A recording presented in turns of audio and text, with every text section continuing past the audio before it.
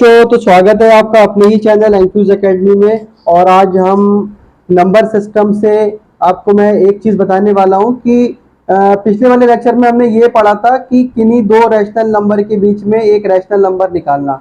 ठीक, किन्हीं दो रैशनल नंबर के बीच में एक रैशनल नंबर निकालना। नंबर लाइन आप पढ़ चुके हैं। नंबर लाइन भी आपको पता है, रैशनल नंबर भी होते हैं और इरेशनल नंबर भी होते हैं। ठीक है, तो ऐसा भी हो सकता है कि भाई रैशनल नंबर और रैशनल नंबर के बीच में रैशनल नंबर आए, और कभी कभी ऐसा भी हो सकता है नंबर लाइन पे कि किन्हीं दो रैशनल नंबर के बीच में एक इरेशनल नंबर भी आ सकता है। ठीक, तो देखिए यहाँ पर थोड़ा सा मैं आपको समझाने की कोशिश कर रहा हूं। मान लीजिए ये मेरी एक नंबर लाइन है और ये नंबर कोई है, ये मेरा रैशनल नंबर है और ये मेरा एक रैशनल नंबर है। ये मेरा एक नेशनल नंबर है और एक मेरा ये रैशनल नंबर है। तो जाहिर सी बात है कि ऐसा हो सकता है कि इसके बीच में कोई नंबर रैशनल हो, जो कि हमने पिछले वाले लेक्चर में पढ़ा था और उन नंबर को हमने निकालना भी सीखा था। तो भाई ये नंबर लाइन है, इस पे दुनिया भर के नंबर हैं, रैशनल भी हैं, इरेशनल भी हैं। ठीक, तो ऐसा भी तो हो सकता है कि किन्हीं दो रैशनल के बीच में एक इरेशनल भी हो। ऐसा पॉसिबल है या नहीं है? हाँ सर, बिल्कुल पॉसिबल है। ऐसा बिल्कुल हो सकता है कि किन्हीं दो रैशनल नंबर के बीच में एक इरेशनल नंबर कहीं ना कहीं एग्जिट कर सकता है। तो बस आपको आज मैं दो रैशनल नंबर के बीच में एक इरेशनल नंबर ही निकालना सिखाऊंगा। ठीक, तो ध्यान से सुनिएगा। जैसे मैंने लिखा 1/7 और 2/7, तो 1/7 आपको पता है 1/7 का जो एक्सपेंशन होता है वो क्या होता है? 0.142857। इसका मतलब ये है कि ये नॉन टर्मिनेटिंग है और रिकरिंग है। रिकरिंग इन द सेंस के पॉइंट के बाद में कुछ डिजिट रिपीट कर रहे हैं, और वो कुछ डिजिट क्या है? 142857। इट मीन्स कि ये रैशनल नंबर है, नॉन टर्मिनेटिंग है और रिकरिंग है। इसी तरीके से देखिए इसको, ये 1/7 है और ये 2/7 है। ये जो 2/7 है इसका जस्ट 2 टाइम्स है ना, यानी कि 2/7 जो 1/7 का दुगना है, तो जो इसकी वैल्यू है वो भी दुगनी हो जाएगी। कितनी हो जाएगी? 0.285714। ये क्या है भाई? ये एक रैशनल नंबर है। और कैसा रैशनल नंबर है? नॉन टर्मिनेटिंग है बट रिकरिंग है। ये रिकरिंग है, इसी वजह से ये रैशनल नंबर है। अगर ये नॉन रिकरिंग होता तो ये रैशनल कैटेगरी में आ जाता। ठीक, अब देखिए जरा, तो ये 0.142857 और ये हमारा 0.285714। इसके बीच में मुझे क्या निकालना है? इसके बीच में मुझे एक इरेशनल नंबर निकालना है। तो क्या वो इरेशनल नंबर मैं इस तरीके से लिख सकता हूं? देखिए ध्यान से, 0.14 0.28 यानी कि 0.14, तो मैं ऐसे लिख सकता हूं क्या? 0.1501501500 और एंड सो ऑन। तो क्या मैं ये नहीं कह सकता, या कोई और इस नंबर को देख के नहीं कह सकता कि ये इरेशनल नंबर है? भाई बिल्कुल है। इसका एग्जैक्ट आंसर तो कोई भी नहीं बता सकता। इस सवाल का एग्जैक्ट आंसर कोई नहीं बता सकता, लेकिन इसका एक अप्रोक्सीमेटली आंसर निकाला जा सकता है, और वो अप्रोक्सीमेटली आंसर इसका ये होगा। वो कैसे निकला? देखिए इस तरीके से निकला, ये 0.14 है और मैंने 0.15 कर दिया, फिर 0 कर दिया, फिर 15 कर दिया, फिर 00 कर दिया, फिर 15 कर दिया, फिर 000 कर दिया। ये मैं जीरोस क्यों बढ़ा रहा हूं? अगर मैं जीरोस नहीं बढ़ाऊंगा, एक की जगह एक ही रहने देता, तो ये रिकरिंग हो जाता, नॉन टर्मिनेटिंग होता और रिकरिंग हो जाता। और नॉन टर्मिनेटिंग, रिकरिंग, इसका मतलब रैशनल। लेकिन मुझे निकालना क्या है? इरेशनल। इसलिए मैं इस जीरो को बढ़ाते हुए चल रहा हूं। कहीं ना कहीं एग्जिट जरूर करेगा, 101% एग्जिट करेगा, लेकिन कहां करेगा ये नहीं पता, और एग्जैक्टली इन दोनों के बीच करेगा ये भी नहीं पता। लेकिन इतना पता है कि ये एग्जैक्टली इन्हीं दोनों नंबरों के बीच में इरेशनल नंबर है। तो बस आपका आंसर यही है, आपको इसमें और कुछ भी नहीं करना है। बात समझ में आई ना? नहीं समझ में आई हो तो वीडियो को दोबारा से पीछे करके देख लीजिएगा, लेकिन ये बहुत इंपॉर्टेंट है। देखिए एग्जाम पॉइंट ऑफ व्यू से तो नहीं बता सकता कि इंपॉर्टेंट है या नहीं है। एग्जाम में आ भी सकता है, नहीं भी आ सकता है, लेकिन भाई इसको सीखना बहुत ज़रूरी है। ठीक, क्यों? क्योंकि इसको सीखने से आपके सोचने की जो क्षमता है वो बढ़ेगी। और यकीन मानिए, अपने आप को हमेशा दूसरे बच्चों से अलग करने की कोशिश कीजिए। कुछ तो आपके अंदर ऐसा हो, कोई क्वालिटी तो आपके अंदर ऐसी हो जिससे कि आप अलग गिने जा सके। अगर आप सबके साथ में हैं, भीड़ के साथ में है, तो क्या फायदा आपका? आपकी जो एक्सिस्टेंस है उसका कुछ तो इम्पैक्ट अलग होना चाहिए। तो ये क्वेश्चन उन्हीं क्वेश्चनों में से है जो आपकी एक्सिस्टेंस को थोड़ा सा अलग करेगा। क्यों? क्योंकि ये क्वेश्चन हर कोई नहीं समझ सकता। अगर आपने अच्छे से समझ लिया तो आपकी जो पर्टिकुलर एक्सिस्टेंस है वो थोड़ी सी अलग हो जाएगी। ठीक, इस बात पे ध्यान दीजिएगा। और अगर समझ में ना आए तो थोड़ा सा पीछे करके एक बार फिर से समझ लीजिएगा। और अगर फिर भी समझ में ना आए तो मुझे कमेंट बॉक्स में कमेंट करिएगा, मैं एक बार फिर से समझा दूंगा। ठीक, अब इसके कुछ क्वेश्चन करते हैं हम, और ये क्वेश्चन देखिए किस तरीके से हैं। क्वेश्चन नंबर पहला है, क्वेश्चन नंबर पहले में लिखा हुआ है, write the following in decimal form and say what kind of decimal expression has. आपको ये जो क्वेश्चंस दिख रहे हैं इनको आपको डेसिमल फॉर्म में लिखना है, यानी कि पॉइंट लगा के लिखना है, और फिर आपको बताना है कि ये किस तरीके का डेसिमल एक्सपेंशन है। बहुत ध्यान से देखिएगा, बहुत कुछ सीखने को मिलेगा इस सवाल में। फिर वही कहूंगा कि हो सकता है एग्जाम में आए या ना आए, लेकिन आपकी सोच को बदल देगा और आपको किसी लायक बना सकता है ये क्वेश्चन। ठीक, देखिए पहला वाला जो मेरा पार्ट है वो है 36/100। ठीक, 36/100 का मतलब ये है कि मैंने आपको बताया था डेसिमल वाले पार्ट में डिवाइड करने के, जब आप किसी नंबर को ऐसे नंबर से डिवाइड करें जिसमें 1 और नंबर ऑफ जीरोज हो, तो आपको कुछ भी नहीं करना है, आपको सिर्फ नंबर ऑफ जीरोज काउंट करना है। नंबर ऑफ जीरोज कितने हैं? 2, तो आप 2 नंबर के बाद पॉइंट लगा दीजिए, यानी कि 1 और 2, 1 और 2 देन पॉइंट। ये आपका आंसर। अब जरा ध्यान से देखिए इस आंसर को। इसका आंसर देखिए ना, टर्मिनेट हो गया। टर्मिनेट हो गया तो हमें कुछ करना ही नहीं है। टर्मिनेटिंग है, इसका मतलब ये रैशनल नंबर है। बात समझ में आ रही है ना? अगला वाला क्वेश्चन देखिए। अगले वाले क्वेश्चन में है 1/11। इसके लिए आपको थोड़ी सी मेहनत करना पड़ेगी। 1 को 11 से डिवाइड करना पड़ेगा। कैसे करेंगे? पॉइंट लगाएंगे, जीरो बढ़ाएंगे। अब भी मेरा काम नहीं गड़ा तो फिर पॉइंट लगा के जीरो बढ़ाऊंगा, तो ये हो जाएगा 99। फिर 1 बचा, फिर 2 जीरो बढ़ा लूंगा, फिर 1 बचा, फिर 2 जीरो लगा दूंगा। इस तरीके से ये इसका आंसर आएगा 0.999। और ये रुकेंगे नहीं भाई साहब, ये चलते ही रहेंगे। इसका मतलब ये क्या है भाई? ये नॉन टर्मिनेटिंग है। और दूसरी बात बताइए, रिकरिंग है। और जब ये दोनों ही क्वालिटी इसके अंदर है तो ये क्या है? ये रैशनल नंबर है। ठीक, सी वाला देखिए। सी वाले में कह रहा है कि 4 1/8 मिक्स फ्रैक्शन आ गई, कोई दिक्कत की बात नहीं। 8 4 32, 32 और 1 33/8। इसमें भी आपको 33 को 8 से डिवाइड करना पड़ेगा। करिए। 8 4 32, 1 फिर पॉइंट लगाया, जीरो बढ़ाया, 8 1 8, 2 फिर जीरो बढ़ा लिया, फिर जीरो बढ़ा लिया। आपका आंसर आया कितना? 4.125। ये रुक गया, इसकी डिवाइड जो है वो रुक गई, तो इसका मतलब क्या है? इसका मतलब ये टर्मिनेटिंग है। टर्मिनेटिंग है तो इसका मतलब क्या है भाई? रैशनल नंबर है। हाँ सर, बिल्कुल रैशनल नंबर है, क्योंकि सर इसकी डिवाइड रुक गई है और इसलिए टर्मिनेटिंग है। ठीक, अगला क्वेश्चन देखते हैं, डी वाला। डी वाले में क्या कह रहा है? 3/13। कोई बात नहीं, 3 को 13 से डिवाइड करा दीजिए। पॉइंट लगाएंगे, यहाँ पर जीरो बढ़ाएंगे। 13 दूनी 26 होते हैं, 10 में से 6 जाएगा तो बचेगा 4। पॉइंट जो लगा हुआ है जीरो बढ़ा लीजिए। 13 3 होते हैं 39। हाँ सर ठीक है। 1 बचा, जीरो लगा लीजिए। 13 ही कम 13, 3 बचा, फिर जीरो लगा लिया, फिर वही कहानी आ गई। 13 दूनी 26। ये जो है मैं आपको बता दे रहा हूँ, इसका आंसर 0.2312। 0.2312। एक बार करके देखना पड़ेगा यार इसको। और ये फिर ये 39 आ जाएगा, फिर 10, 13 एकम 13। 0.231231, यानी कि देखिए 231 रिपीट करेगा।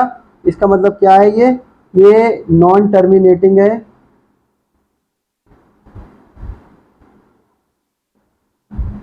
और रिकरिंग है, और नॉन टर्मिनेटिंग है और रिकरिंग है। इसका मतलब क्या है, इसका मतलब ये है सर कि ये रैशनल नंबर है, ठीक है ना। ये क्या है, हमारा रैशनल नंबर है। ओके सर, ठीक। सी, डी और ई वाला क्वेश्चन में 2/11, 2/11 को जरा डिवाइड करिए। 2 को 11 से डिवाइड करेंगे तो पॉइंट लगाना पड़ेगा 0। 10 में से एक जाएगा, 9 बचे, 0, 11 8 88, 8 0। ये कुछ इस तरीके से आता रहेगा 0.181, और ये इस तरीके से कुछ होगा, ठीक है। ये क्या हो जाएगा हमारा, non terminating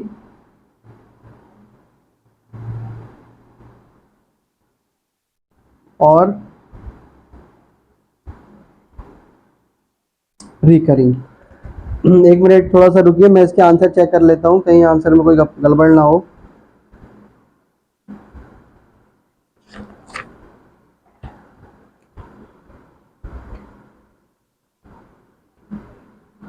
terminating, non terminating, repeating, terminating, non terminating, non terminating, repeating, बिल्कुल सही आंसर आ रहे हैं हमारे, ठीक है। तो अगला क्वेश्चन देखते हैं इसका।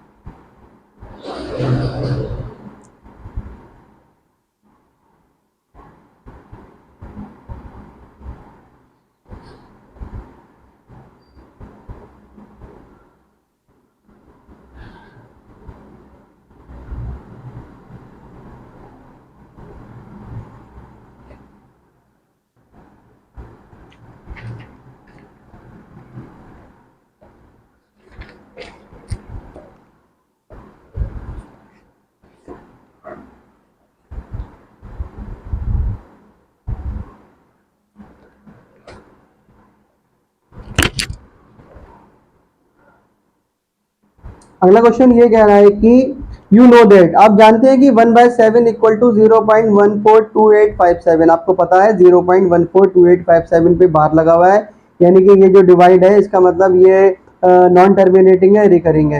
कैन यू प्रिडिक्ट, आप क्या ये बता सकते हो, क्या अंदाजा लगा सकते हो, what the decimal expansion of 2/7, 3/7, 4/7, 5/7 और 6/7 are without actually doing the long division, if so how.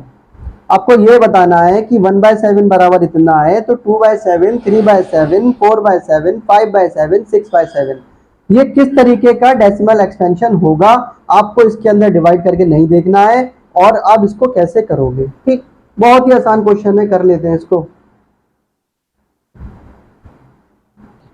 Question number 2 है ये। देखिए आपको पता है इसके पीछे वाला जो क्वेश्चन करा था कुछ इसी तरीके का था, 0.142857। अब इसमें क्या पूछा है भाई, इसमें पूछा है 2/7, 3/7, 4/7, 5/7 और 6/7।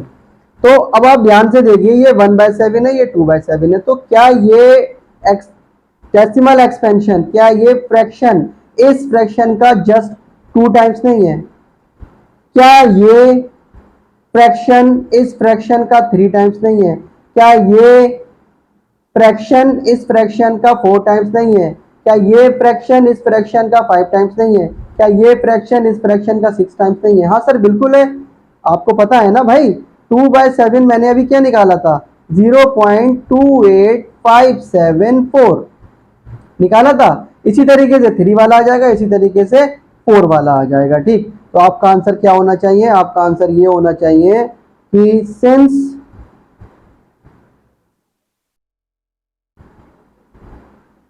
the given fraction, that is 2/7, 3/7, 4/7, 5/7, 6/7, is the multiple of 1/7. It means all these fraction has the same nature as 1/7। ये आपका फाइनल आंसर होना चाहिए। वैसे लिखने की जरूरत नहीं थी मुझे, लेकिन आप एकेडमिक एग्जाम दोगे तो आपको उसमें लिखना पड़ेगा और आपके लिए आंसर इंपॉर्टेंट है। ठीक, मैंने क्या लिखा है, मैंने ये लिखा है कि द गिवन फ्रैक्शन, जो गिवन फ्रैक्शन है 2/7, 3/7, 4/7, 5/7 और 6/7 इज मल्टीपल ऑफ, मल्टीपल का मतलब गुणा है, 2 गुना, 3 गुना, 4 गुना, 5 गुना, 6 गुना और 7 गुना।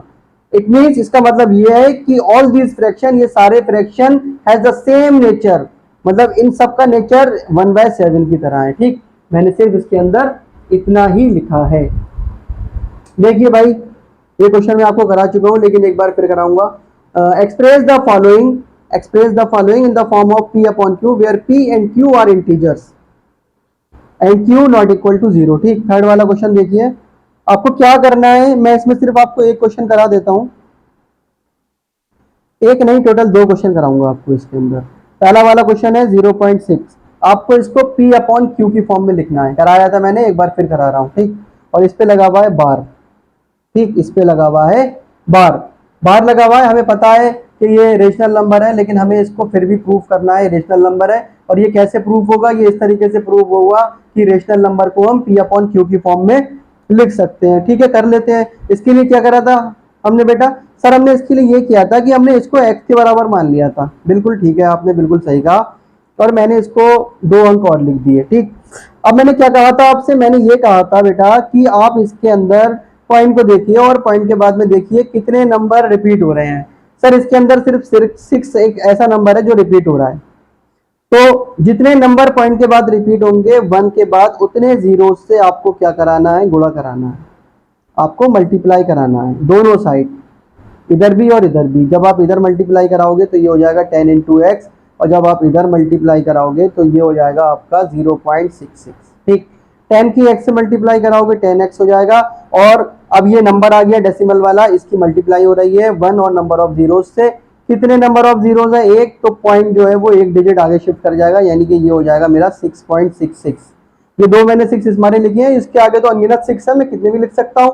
मैंने 2 इसलिए लिखे हैं क्योंकि यहाँ पर पॉइंट के बाद में 2 नंबर है, इसलिए मैंने पॉइंट के बाद में यहाँ पर भी 2 नंबर कर लिए, माइनस करने में आसानी होगी। ठीक, ये बात भी बहुत ध्यान से समझिएगा कि मुझे पॉइंट के बाद में कितने नंबर बढ़ाना है, ऊपर वाले को बेस रखकर नीचे वाले में बढ़ाना है। ठीक, अब क्या करना है सर, अब सर इसमें ये करना है कि मुझे सेकंड वाले को फर्स्ट वाले में से माइनस करना है, कर दीजिए, कोई दिक्कत की बात ही नहीं है। ये वाला इसमें से माइनस होगा और ये वाला इसमें से माइनस हो जाएगा।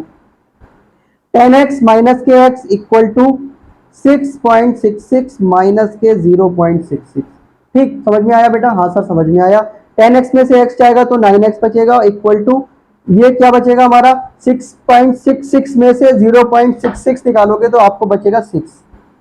ठीक, आप घटा के देख लेना, मैंने आपको बताया है डेसिमल को घटाना। x की वैल्यू निकालना है 6/9, इसको काट लीजिए, 3 2 जा 6, 3 3 जा 9, यानी कि इसकी वैल्यू आई 2/3। और ये मेरा x किसके बराबर था सर, ये x तो आपने जो है वो इसको माना था 0.6 को, तो मैं इसको मान सकता हूँ, लिख सकता हूँ इसको, और ये 2/3, और ये मेरा हो गया प्रूफ। P अपॉन Q वाली फॉर्म में आ गया, ये मेरा P है और ये मेरा Q है।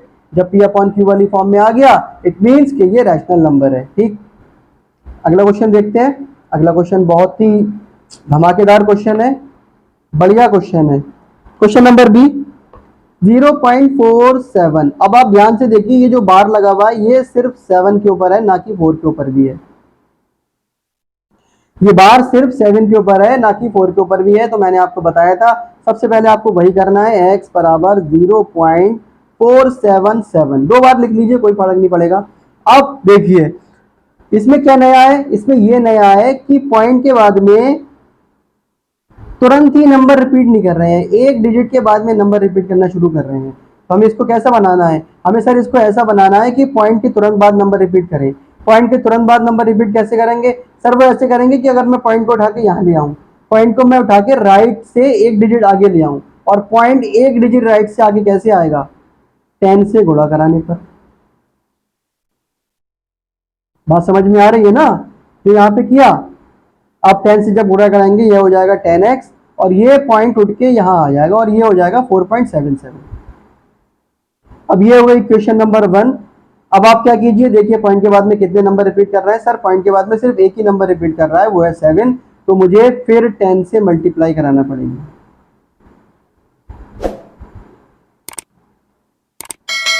ठीक, करा दी गुणा। जब 10x की मल्टीप्लाई 10x से होगी और 10 की मल्टीप्लाई 4.77 से होगी। 10x की मल्टीप्लाई 10 से होगी तो ये हो जाएगा 100x, और फिर जब किसी नंबर की मल्टीप्लाई डेसिमल वाले की नंबर ऑफ जीरोज और 1 से होगी तो पॉइंट फिर से एक डिजिट आगे शिफ्ट कर जाएगा, ये हो जाएगा 47.77। यहां पर मैंने 2 7 क्यों लिए? क्योंकि यहां पर 2 7 थे पॉइंट के बाद में। ठीक, 2। अब क्या करना है? अब सर 2 में से 1 को माइनस कर दीजिए आप। ठीक है बेटा, कर देते हैं। जब 2 में से 1 को माइनस करोगे तो ये हो जाएगा 100x माइनस के 10x इक्वल टू 47.77 माइनस के 4.77। 100x में से 10x जाएगा तो भाई बचेगा 90x, और 47.77 में से 4.77 जाएगा तो बचेगा आपका 43। तो ये हो गया आपका x बराबर 43/90। और x को मैंने क्या माना था? सर आपने x को माना था 0.47, जो कि मेरा किसके बराबर आ चुका है? 90 के बराबर आ चुका है। बस हो गया ना प्रूफ? ये हो गया सर मेरा p, और सर ये हो गया मेरा q। ये मेरा प्रूफ हो गया कि ये एक रैशनल नंबर है।